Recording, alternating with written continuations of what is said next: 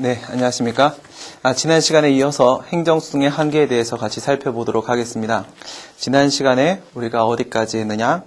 행정수능의 한계에는 두 가지 측면이 있다. 첫 번째는 사법 본질에 따른 한계, 그리고 두 번째로 권력분리 원칙에 따른 한계 문제가 있다고 했습니다. 사법 본질에 따른 한계에 대한 부분은 사법심사의 대상이 될 수 없다면 그러면 행정수능의 대상도 될 수 없다. 사법심사의 대상이 될 수 있는 것은 바로 법률적 쟁송이다. 법률적 쟁송이라는 것은 사람과 사람 사이에 있어서 구체적 권리 의무 관계에 대한 법률 적용상의 분쟁을 말하는 것이다 라고 말씀을 드렸는데, 여기서 사람과 사람 사이에 있어서 구체적 권리 의무 관계에 대한 여기까지 했어요. 그쵸? 이제부터 법령 적용상의 분쟁의 문제를 살펴보고, 그리고 나서 권력분리 원칙에 따른 한계 논의까지 해서 행정수능의 한계를 마무리하도록 하겠습니다. 그러면 지난 시간에 이어서 다시 우리 이제 도의식 테마 체계도를 통해서 하나씩 살펴보도록 하겠습니다.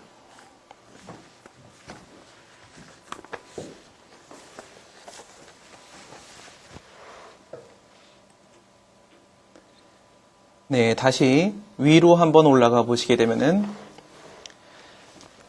바로 전 시간에 지금 포인트가 보이시는 부분처럼 사법 본질에 따른 한계 부분을 살펴봤고요.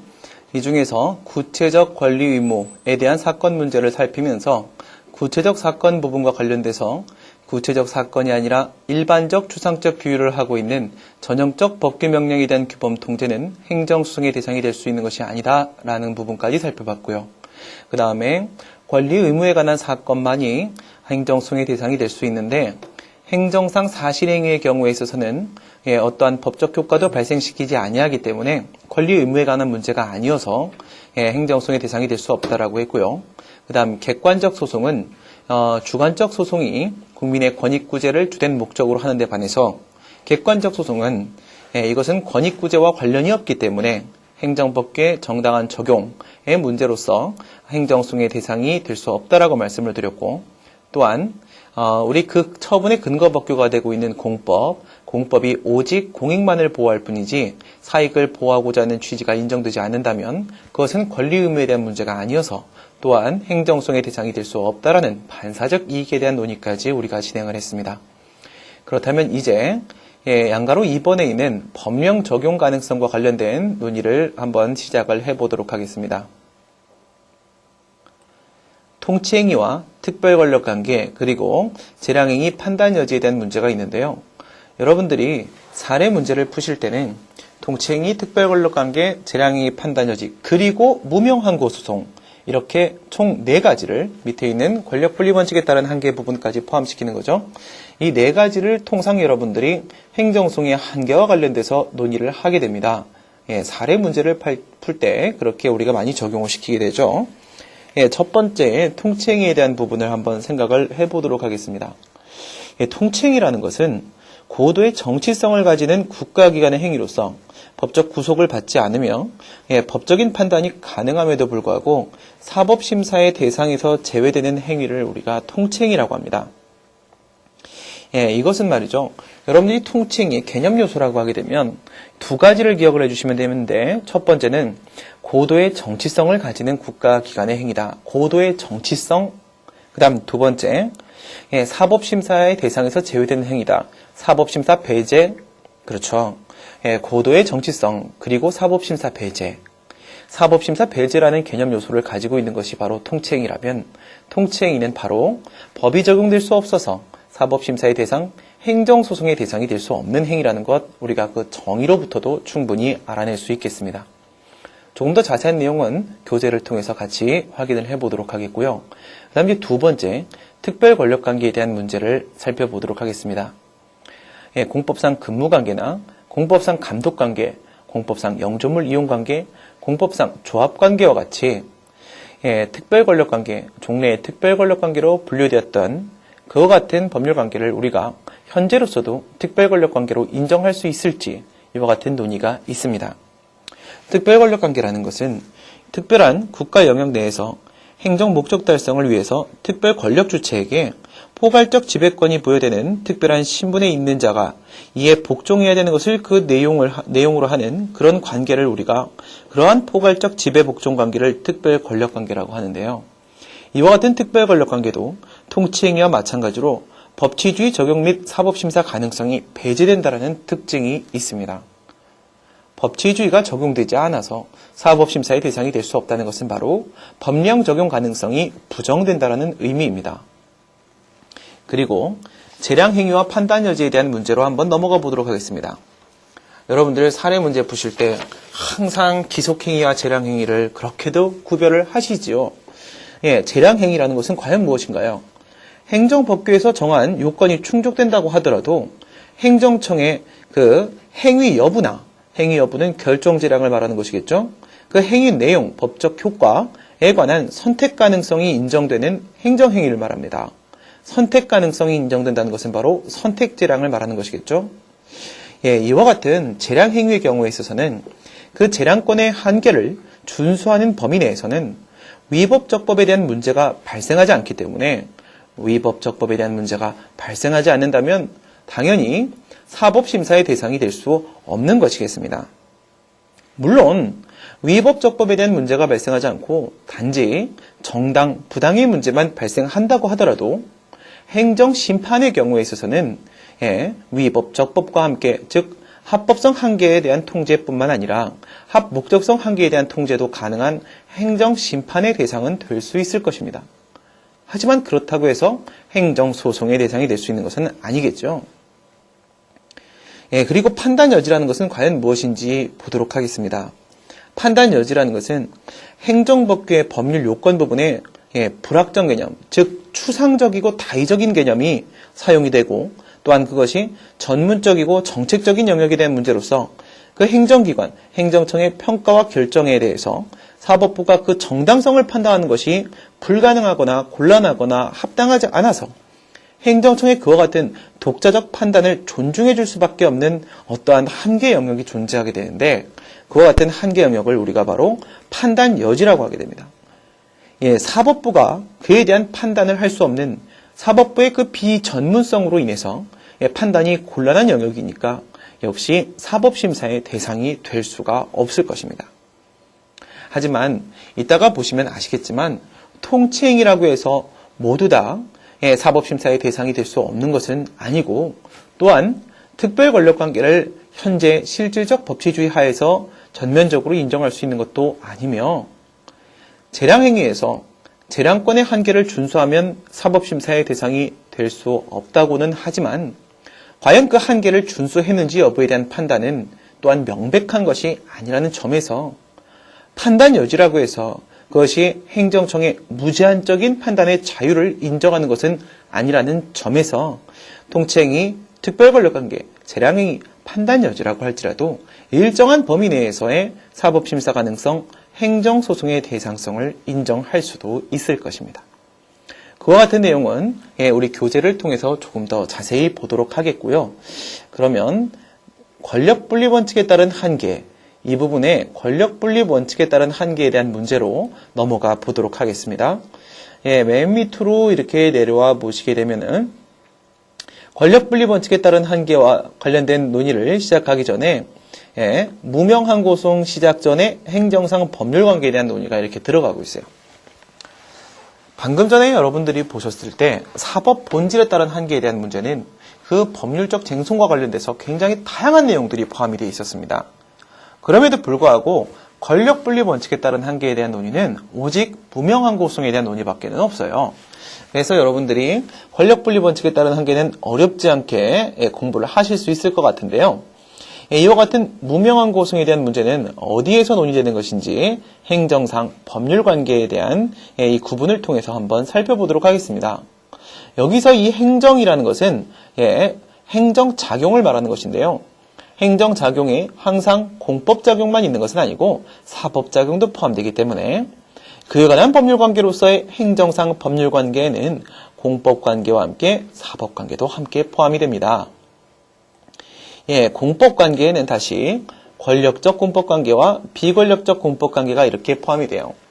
물론 이제 책에 따라서는 이것을 행정법관계라고 표현을 하는 책들도 있고요. 근데 그렇게 되면 권력적 행정법관계, 비권력적 행정법관계 이렇게 부를 수도 있겠죠. 권력적 공법관계에서의 행정작용이라고 한다면 처분 등이 될 것입니다. 물론 이제 등은 행정심판의 재결을 말하는 것이고, 이와 같은 처분에는 우리가 알고 있는 전형적인 행정행위 외에도 구속적 계획으로서의 계획 처분도 포함될 수 있고, 행정상 사실행위 중에서 권력적 사실행위도 포함될 수 있을 것이고요. 법규명령 중에서 처분적 법규도 포함될 수 있을 것이고요. 또한 물적 행정행위라는 것도 포함됩니다. 이와 같은 처분 등에 대한 불복을 한다라고 하면 항고승의 방식을 취하게 되겠죠. 밑에 있는 비권력적 공법관계도 같이 한번 보도록 하겠습니다. 비권력적 공법관계라는 것은 그것이 공법행위, 공법작용이긴 하지만 대등한 지위에서 행위되는 이루어지는 것을 말하는 것으로서 쌍방 간의 의사의 합치에 의해서 이루어지는 공법상 계약도 포함되지만 같은 방향에 있어서의 의사합치로서의 공법상 합동행위, 이것은 이제 조합 설립행위를 말하는 것이겠죠. 이와 같은 것들도 포함됩니다. 이러한 공법상 계약이나 공법상 합동행위에 대해서 불복을 하고자 할 때는 당사자 수용의 방식으로 불복이 가능하겠고요. 행정상 법률관계에는 그 외에도 사법관계도 포함이 될 수 있는데요. 행정사법관계와 협의의 국고관계로 이렇게 다시 나눠집니다. 일본 방식으로 구분을 하게 되면 이 행정사법관계 부분에 관리관계가 포함이 될 수도 있는데요. 저는 이제 독일의 방식대로 행정사법관계와 협의의 국고관계 이렇게 구분을 짓고 있습니다. 행정사법관계라는 것은 형식적 의미의 공법관계라고도 말을 합니다. 그래서 형식은 사법관계에 해당하지만 그 실질은 공법관계다라는 것인데요. 행정주체가 공익 목적의 달성을 위해서 행정작용을 하면서도 그 자율성 및 효율성을 기하기 위해서 공법적 제약에서 해방되어 사법 형식으로 행위하는 그와 같은 특수한 사법관계가 바로 행정사법관계가 됩니다.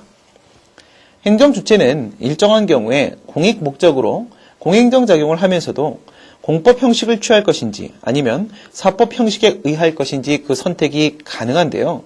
이러한 행정사법관계는 주로 공기업 경영관계에서 많이 등장을 하게 됩니다. 형식만 사법의 형식을 취하고 있다라고 해서 이와 같은 행정사법작용을 우리가 사법 형식에 의한 공행정작용이라고도 부릅니다. 하지만 이와 같은 행정사법작용은 어쨌든 사법의 형식을 취하고 있기 때문에 이에 대해서 불복을 할 때는 당연히 민사소송의 방식을 취하게 되겠네요. 그 다음에 협의의 국고관계를 한번 보도록 하겠습니다. 협의의 국고관계는 여기에는 이 사법관계에 있어서 순수한 사법관계로 분류되는 관계를 말하는 것인데요. 행정상 법률관계의 일종으로서 행정사법관계는 행정주체가 공행정주체가 아니에요. 공익 목적으로 행위하는 게 아닙니다. 우리와 같은 사인과 동일하게 사경제 주체의 지위에서 행위하는 관계를 우리가 협의의 국고관계라고 합니다. 여기서 이 국고는 바로 국가의 창고를 말하는 것인데요. 협의의 국고관계 하에서의 행위 형식이라고 한다면 여기에는 영리행정과 조달행정 두 가지의 행정작용을 고려할 수 있습니다. 영리행정이라는 것은 국가나 지방자치단체의 재산 중에서는요, 공익 목적으로 사용되는 행정재산 외에 일반 재산이라는 게 있습니다. 일반 재산은 국가나 지방자치단체 자신의 이익을 목적으로 사용하는 재산을 말하는 것인데요. 이와 같은 일반 재산, 종래에는 잡종재산이라고도 했었는데 이와 같은 일반 재산을 관리 매각하는 영리행정작용을 바로 우리가 영리행정이다 이렇게 얘기를 합니다. 조달행정이라는 것은 무엇을 말하는 거냐면 행정상 필요한 재화 및 영무 등의 공급을 위해서 이루어지는 행정작용을 말하는데 이때 재화를 조달할 때 우리가 물품 조달행정 이렇게 말을 하게 되고요. 영무를 조달할 때 우리가 인력 조달이다 이렇게 말을 하게 됩니다. 물품 조달과 인력 조달. 이와 같은 협의의 국고작용은 순수한 사법작용이기 때문에 당연히 그에 대한 불복은 민사소송을 통해서 이루어질 수 있습니다. 지금 우리가 논의하려고 하고 있는 무명항고소송은 바로 여기에 있는 권력적 공법관계 하에서의 불복 방법에 해당하는 이 항고소송에 해당을 할 텐데요.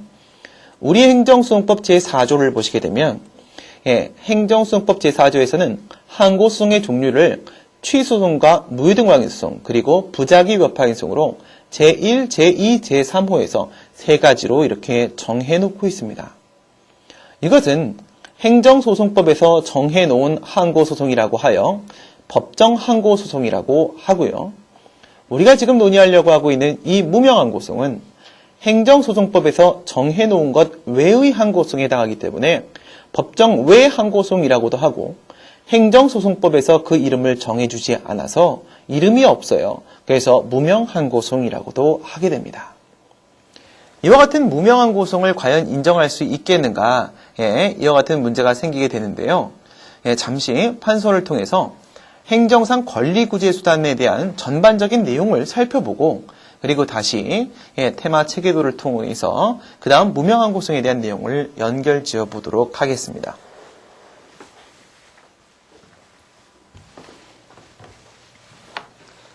행정상 권리구제수단에 대해서 같이 살펴보도록 하겠습니다. 행정상 권리구제수단에는 사전적 권리구제수단이 있고 또한 사후적 권리구제수단이 있습니다. 사전적 권리구제수단으로서는 여러분들이 배우신 바로 행정절차제도가 그에 해당을 할 텐데요. 우리가 통상 권리구제수단이라고 하게 되면 바로 이 사후적 권리구제수단을 말하게 됩니다. 사후적 권리구제수단에는 존속보장 방식, 즉 위법 부당한 행정작용을 제거, 시정하는 작용으로서 1차적 권리구제 방법이 있고요. 이것은 존속보장을 통한 권리구제라고 합니다. 그 다음 두 번째 2차적 권리구제수단이라는 것은 그와 같은 위법 부당한 행정작용을 시정하는 것이 목적이 아니라 금전적 전보를 통해서 권리를 구제시켜주는 방식으로서 이것은 가치보장 방식에 해당을 하게 됩니다. 1차적 권리구제수단을 우리가 행정쟁송제도다 이렇게 말을 하는데 행정쟁송에는 행정소송과 함께 행정심판이 함께 포함이 됩니다. 행정소송은 지난 시간에 우리가 살펴본 바와 같이 행정소송에는 항고소송과 당사자소송, 민중소송, 기관소송 이렇게 네 가지가 포함이 될 수 있고요. 그 다음에 행정쟁송에는 이와 같은 행정소송 외에도 행정심판이 함께 포함될 수 있겠죠. 행정소송에 항고소송이 이렇게 있습니다. 항고소송에는 방금 여러분들이 보신 것처럼 법정 항고소송으로서 행정소송법 제4조에 따르게 되면 취소송과 무효등왕이소송, 부작위 위법행위소송이 이렇게 포함이 되는데요. 행정소송법 4조에서 정하지 않은 항고소송이 바로 법정 외 항고소송이 이렇게 되는 것입니다. 이 법정 외 항고소송은 무명항고소송이라고도 부르는데 이 무명항고소송은 실은 그와 같은 행정작용이 행정처분이 이루어지기 전 단계에서 권리를 구제시키는 권익을 보호하는 방법이라는 점에서 이것은 사후적 권리구제 방법이 아니에요. 지금 우리가 시작하기를 사후적 권리구제수단으로서 이렇게 시작을 했는데 사실 무명항고소송은 사후적 권리구제 방법이 아니라 사전적 권리구제 방법에 해당을 합니다. 그래서 이것은 사전소송에 해당한다는 점에서 여기에 있는 행정절차제도와 함께 사전적 권리구제수단으로 이렇게 포함이 됩니다.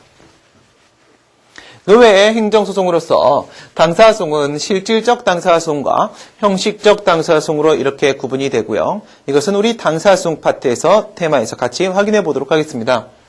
지난 시간에 본 대로 민중소송과 기관소송의 경우에 있어서는 객관적 소송으로서 법이 정한 경우에 법이 정한 자에 한하여만 제기할 수 있다라고 말씀을 드렸습니다.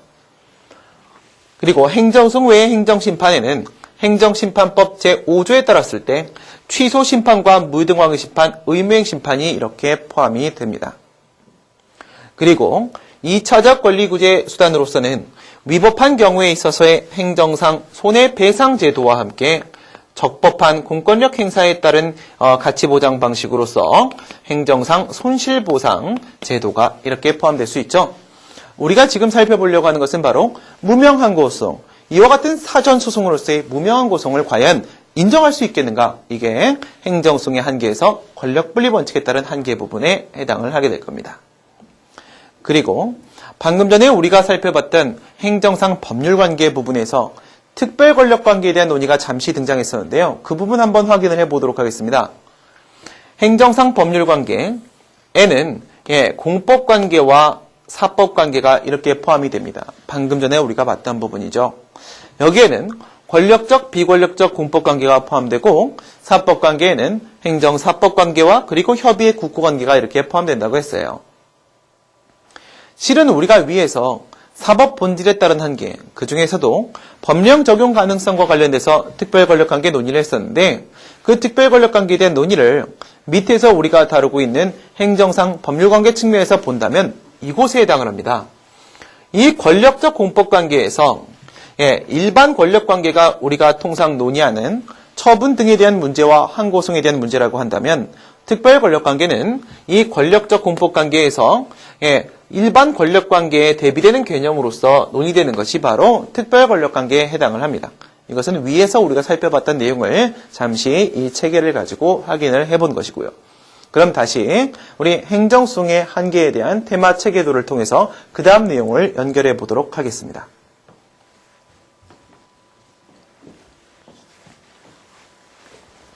방금 전에 행정상 권리구제수단의 전반에 대해서 살펴봤습니다. 그러면 지금 이 사전소송으로서 무명한 고송을 과연 인정할 수 있겠는가? 이 부분 제목이 뭐였었죠? 제목이 바로 권력분립 원칙에 따른 한계였었습니다. 그렇죠? 지금 맨 위에 나오고 있는 권력분립 원칙에 따른 한계, 이와 관련돼서 무명한 고송을 지금 논의를 하고 있었죠? 그러면 권력분립 원칙에 대한 문제를 이 세목칸을 통해서 한번 보도록 하겠습니다. 입법, 행정, 사법. 과거에 절대군주에 의해서 모든 권력이 집중되어 있던 시절에는 법치주의가 아니라 인치주의가 이루어지던 시절이 있었습니다. 그런데 시민혁명 이후에 법치주의가 적용이 되면서 이와 같이 삼권분립 체계로 나누어지었죠. 입법작용, 의회가 법을 제정을 하게 되면 행정부가 그 법을 집행, 적용을 하게 됩니다. 이렇게 1단계죠. 그리고 여기서 행정부가 법을 집행을 하게 되면은 그 법 집행이 정당하게 이루어졌는지 이렇게 2단계로 사법심사의 대상이 되게 됩니다. 물론 여기 있는 요 점선은 뭐냐면 입법작용에 대한 규범 통제가 이루어질 때도 있다 뭐 이런 얘기가 되겠죠. 그러면 법률 적용상의 행정부의 1차적 판단권이라는 것은 뭐냐면 지금 여기서 입법작용으로서 의회가 법을 제정을 했는데 이 제정된 법령을 행정부가 적용을 시키기도 전에 사법부가 먼저 판단을 해버린다면 행정부가 먼저 판단하고 사법부가 나중에 심사를 해야 되잖아요. 근데 사법부가 먼저 판단을 한단 말이에요. 그렇게 되면 그 법령 적용상의 행정부의 이니셔티브, 1차적 판단권을 사법부가 침해하는 결과를 초래할 수도 있잖아요. 이게 바로 권력분립 원칙에 따른 한계의 문제가 되는 거예요. 이유는 뭐라고요? 무명한 고송은 사전소송이기 때문에 그런 겁니다. 방금 우리가 살펴본 항고소송 중에 법정한 고송은 이미 처분이 나온 다음에 이루어지는 사후적 통제수단에 해당한단 말입니다. 사후적 통제수단이라는 것은 이 오른쪽에 있는 내용을 통해서도 여러분들이 확인해 볼 수 있죠. 방금 우리가 행정상 권리구제수단을 논의하면서 사전적, 사후적 권리구제수단을 논의를 했고요. 그리고 사전적 권리구제수단에는 행정절차제도가 있다고 하면서 사후적 권리구제수단 중에서도 1차적 권리구제수단 중에서도 그 행정쟁송 중에 행정소송에 지금 이 법정항고송이 포함된다라고 했어요. 그쵸? 우리는 지금 항고송을 사후적 권리구제수단으로 논의했단 말입니다. 그런데 무명항고송은 사전소송에 해당한단 말이죠. 그러면 행정상 권리구제수단의 측면에서 봐도 사후적 통제수단인데 그거 말고 위법성 판단 기준시의 측면에서도 한번 접근을 해보도록 할까요? 위법성 판단 기준시, 만약에 처분에 대해서 취소를 제기했다라고 한번 생각을 해보도록 하겠습니다. 밑에 있는 그림을 한번 확인을 해보도록 할게요. 특히나 문제가 되는 것이 바로 거부 처분에 대한 문제니까 거부 처분에 대해서 한번 생각해 보겠습니다. 법률에 말이에요. 1, 2, 3의 요건을 충족하면 A라는 처분을 한다. 근데 이 A 처분이 수익적 행정행위라고 한번 생각을 해보도록 하겠습니다. 그런데 1, 2, 3의 요건을 모두 다 구비해서 이 수익적 A라는 처분 신청을 했어요. 행정행위 신청을 했는데 거부 처분을 한 겁니다. 또 한번 전제를 깔아볼까요? 우리 요거 기속행위라고 한번 전제를 깔아보도록 하겠습니다.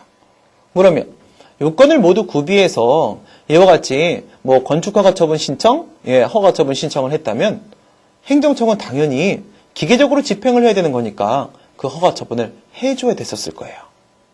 그럼에도 불구하고 거부 처분을 했다면 거부 처분은 위법 이렇게 될 수밖에 없겠죠. 위법해요. 근데 취소송 도중에 갑자기 법이 개정된 거예요. 법령이 이렇게 개정이 돼갖고 요건의 한계가 더 들어왔네요. 1, 2, 3, 4의 요건을 충족해야지만 A라는 허가 처분을 해주겠다 이렇게 법이 바뀐 겁니다. 근데 갑은 아직 4번의 요건은 충족을 못하고 있는 상태죠. 그러면 여기에는 요 판결시를 기준으로 본다면 취소송 도중에 법이 바뀌었잖아요. 그러면 개정된 법령을 적용시키게 되겠네요. 판결시를 기준으로 본다면 갑은 아직까지 1, 2, 3, 4의 요건을 다 충족하지 못했기 때문에 거부 처분을 하는 게 적법한 게 돼버린단 말이에요. 방금 보셨죠? 처분시를 기준으로 할 것인가 아니면 판결시를 기준으로 할 것인가에 따라서 그 거부 처분의 위법, 적법이 바뀌더라 이겁니다. 그러면 거부 처분이 위법한지 적법한지를 판단함에 있어서 그것을 처분시를 기준으로 보자라고 하는 사람들은 뭐라고 하는 걸까요? 여보세요. 지금 우리가 얘기하는 항고소송은, 취소소송은 처분 시점에 그 처분이 제대로 이루어졌는지 그것을 사후적으로 심사하는 것을 속성으로 하는 그와 같은 사후적 통제 수단을 우리가 항고소송이라고 하는 거랍니다. 처분 시점에 제대로 이루어졌는지를 보겠다는 것이에요. 이게 바로 통설 판례 입장이죠.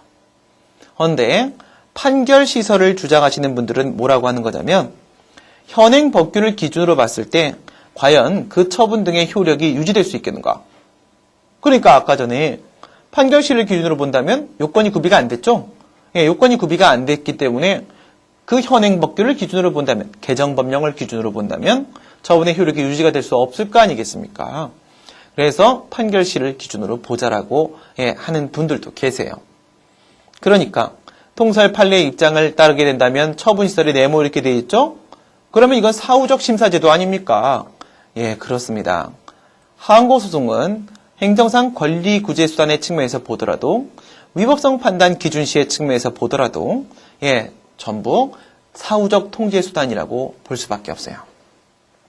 그런데 지금 논의하려고 하고 있는 이 무명항고소송은 사전소송이기 때문에 문제가 되는 거고요. 그럼 이제 오른쪽에 보시게 되면 이와 같은 무명항고소송에는 어떤 것들이 있는지 같이 한번 보도록 하겠습니다. 항고소송이니까 법정항고소송과 마찬가지로 처분 등을 그 대상으로 하는 것은 매한가지예요. 그런데 지금의 처분이 수익적 행정행위인지 침익적 행정행위인지에 따라서 그 무명항고소송이 달라질 수도 있답니다. 수익적 행정행위에 대한 공권은 뭐가 되겠죠? 나한테 그 수익적 행정행위를 해주세요 라고 요구하는 이행청구권이 될 것이고요. 침익적 행정행위라고 한다면 나한테 그 침익적인 철거명령 하지 말아주세요 라고 요구할 수 있는 방어권의 문제가 되겠네요. 이때 여기에 있는 세 가지 모두 다 사전소송이기는 매한가지인데 그 정도에 따라서 조금 달라져요. 여러분들이 주로 논의하는 것은 바로 의무이행소송하고 여기는 예방적 금지소송 요거죠. 근데 그거 말고도 적극적 형성소송이나 자기의무 확인소송 이런 것들이 있답니다. 적극적 형성소송은 만약에 건축허가라고 한다면 법원한테요. 건축허가 처분 판결을 해달라고 구하는 거예요. 법원이 직접 처분을 발령하는 겁니다. 그래서 법원의 판결을 통해서 처분을 발령한다라는 점에서 형성 판결을 구하는 것이 바로 적극적 형성소송. 그에 비해서 의무이행소송은 뭐냐면 행정청한테 건축허가 처분해줘 라고 명령을 해달라고 요구하는 그런 소송이 바로 의무이행소송이에요. 그래서 이때 만약에 인용 판결이 나온다면 이행 명령 판결을 하게 됩니다. 그에 비해서 자기의무 확인소송은 뭐냐면 그보다 한 단계 조금 낮아요. 그래서 행정청 너는 건축허가 처분을 해줘야 될 의무가 있어 라고 하는 판결, 자기 의무가 있다는 것을 확인해달라고 요구하는 판결, 이것을 구하는 게 바로 자기 의무 확인 소송이에요. 그에 비해서 침입적 행정행위에 대한 문제라고 한다면 여기에 대해서는요, 이거 있을 수 있을까요? 여기 지금 제 포인터가 찌르고 있는 부분, 이거는 적극적 형성소송에 대응되는 침입적 처분에 대한 무명한 고소송은 있을 수가 없어요. 왜냐하면 적극적 형성소송은요, 행정청을 대신해서 법원이 처분을 발령해줬잖아요. 그러면 여기서 뭐 해줘야 돼요? 법원이 행정청을 대신해서 부작위를 해줘야 돼요. 어떻게 법원이 부작위를 대신해줄 수가 있겠어요? 그것은 불가능하기 때문에 여기는 없어요. 그러면 총 5개의 무명한 고소송이 있다는 걸 아실 수 있겠죠?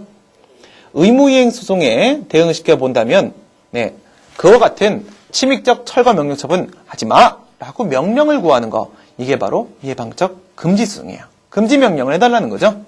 그 다음에 자기 의무 확인 소송이 있었다면 침입적 처분에 있어서는 부작위 의무 확인 소송이 있을 수 있겠습니다. 과연 그러면 권력분리 원칙 문제가 발생한다라고 해서 우리가 논의를 시작했는데 이런 식의 무명한 고소송을 인정할 수 있을까요? 이제 그 내용을 보도록 하겠습니다. 실제로 여러분들의 교과서를 보시게 되면은 의무이행 소송하고 적극적 형성 소송 쪽에는 이와 같은 학설 대립을 소개를 해줘요. 책에서도. 그런데 그 외에도 어떤 것들이 있었죠? 예방적 금지 소송이니 자기 의무 확인 소송이니 부작위 의무 확인 소송이니 이런 것들도 있었는데 그 부분에 대해서는 교과서에서 특별히 학설 대립이나 이런 소개를 잘 안 해준답니다. 하지만 결국은 다 똑같아요. 5가지의 무명한 고소송에 있어서 학설 대립은 결국 다 일맥상통하는 것이기 때문에 그냥 의무이행 소송 쪽에서 대표적인 학설 대립을 소개해줬다라고 생각하시면 되겠고, 지금 여러분들이 화면에 보고 계신 이 학설의 대립은 5개의 모든 무명한 고소송에서 공히 유효하게 논의될 수 있는 견해들이다라고 볼 수 있겠습니다. 혹시라도 위에서 보신 다른 무명한 고소송에 대한 문제가 출제가 된다고 하더라도 여러분들은 이 밑에 있는 학설과 판례를 그대로 보여주시면 돼요. 그러면 과연 이와 같은 사전소송으로서 무명한 고소송을 인정할 수 있겠는가? 우선 문제점. 왜 이런 문제가 생겨요? 권력분리 원칙 때문이라고 했죠. 아까 뭐 있었어요? 세목한, 그쵸? 세목한 어디 갔어요? 세목한 찾아주세요. 여기 있네요. 행정부가 먼저 의회가 제정한 법을 먼저 적용시키고 사법부가 사후적으로 심사해야 된다고 여기서 막 사후적으로 해야 돼 얘기했잖아요. 사후적으로 해야 되는데 사전소송은 사법부가 그 법 적용을 먼저 하는 거잖아요. 그래서 인정될 수 없다. 이런 문제점 한 개 생길 수 있겠고 또 어떤 게 있을까요? 우리 행정소송법에서 지금 우리가 논의하는 적극적 형성소송이니 의무행소송이니 아니면은 자기 의무 확인 소송, 예방적 금지 소송, 부작위 의무 확인 소송에 대한 명문 규정이 없어요. 취소송이나 무효등 확인 소송, 부작위 합한 소송 같이 그와 같은 명문 규정이 있으면 그냥 인정하면 되죠 뭐. 그쵸? 근데 없어서 문제가 됐네요. 결국 이러면 또 학설 판례에 대한 논의로 넘어갈 수밖에 없어요. 긍정설, 부정설, 절충설 이렇게 있어요. 뭐 절충설 소개 안 시킨다고 해서 여러분들이 특별히 감점되지는 않을 것 같아요. 그런데 어떤 근거를 제시하고 있는지 한번 볼까요? 긍정설은 형식적 권력분리 원칙이 아니라 실질적 권력분리 원칙 얘기를 해요. 서로 간에 권력 간에 뭐 한다고요? 균형을 잡고 견제를 하는 것이 그게 진짜 백이 권력분리 원칙이야.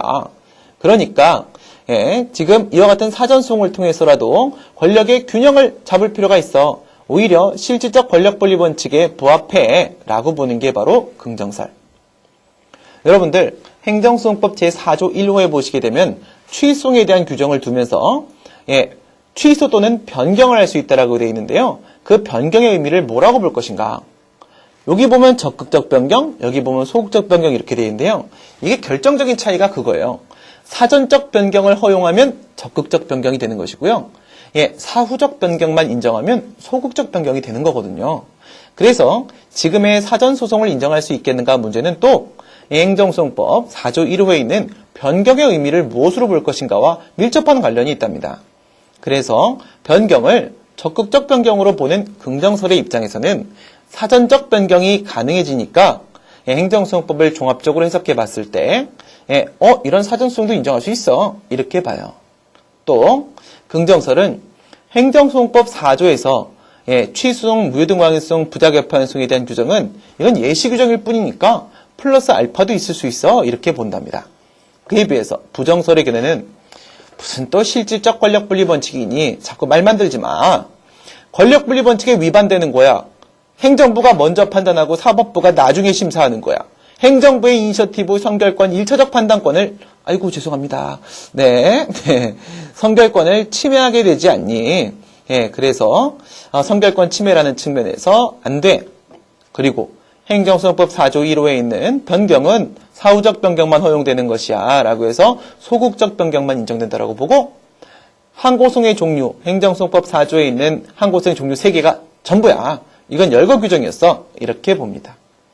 절충설은 그래 부정설 네 말이 맞다. 우선 맞는데 말이야. 맞는데 수익적 처분에 있어서의 자기 의무나 침익적 행정행위에 있어서의 부작위 의무 그것이 너무나 명백할 때도 있잖아. 그리고 사전적으로 빨리 권익보호 안 해주면 정말 회복할 수 없는 중대한 손해가 발생할 때도 있고 또 다른 아무런 권리구제 방법이 없을 때도 있어. 이때는 행정구제제도의 확립이라는 법치행정의 원칙상 예외적으로나마 무명한 고송을 인정할 필요가 있지 않을까? 이렇게 보는 게 절충설이에요. 항상 이렇게 중간에서 절충시켜주는 사람들 꼭 있죠? 예, 판례 보도록 하겠습니다. 지금 제가 판례를 어떻게 하고 있냐면 오직 지금 이 학설과 판례 논의를 의무이행 소송의 문제로만 국한시키지 않고 제가 무명한 고송 전반에 대한 문제로 적용시켜도 상관없다고 했잖아요. 그래서 판례를 전부 소개해 줬는데요. 예, 제가 연필로 이 그림을 작성을 하면 요걸 이렇게 볼펜으로 옮겨주는 우리 학생이 여기다가 부정이라고 해놨어요. 지금 포인트 보이시죠? 여기 판례 없어요. 지워버리세요. 얘가 자꾸 판례를 만들어요. 네. 네, 보시면 적극적 형성소송, 의무행 소송 이건 사실 하나의 판례예요. 그 다음 자기의무 확인소송에 대한 판례도 있고요. 예방적 금지소송에 대한 판례도 있는데 판례는 전부 다 부정한답니다. 판례는 사실 항상 그냥 법대로예요. 그래서 행정소송법에서 이와 같은 무명한 고성에 대한 명문 규정을 두고 있지 않기 때문에 인정 안 해요. 여기는 학설 없어요. 여긴 판례 없어요. 검토해 보도록 하겠습니다. 핵심적으로는 여러분들이 이제 의무이행 소송에 대한 논의를 참 많이 하시게 되는데, 의무이행 소송과 한번 비교를 해본다라고 하게 되면, 부작위 위법 확인 소송에 대한 규정을 두고 있는 것은, 이것은 의무이행 소송을, 배제하려고 하고 있는 특별규정 특칙이라고 해석을 하는 것이 일반적이랍니다. 그래서, 현행법 해석상 의무이행 소송 인정할 수 없다. 그리고, 특히나 의무이행 소송 생각을 한번 해보시게 되면, 의무이행 소송 없으면 권리구제가 안 되나요?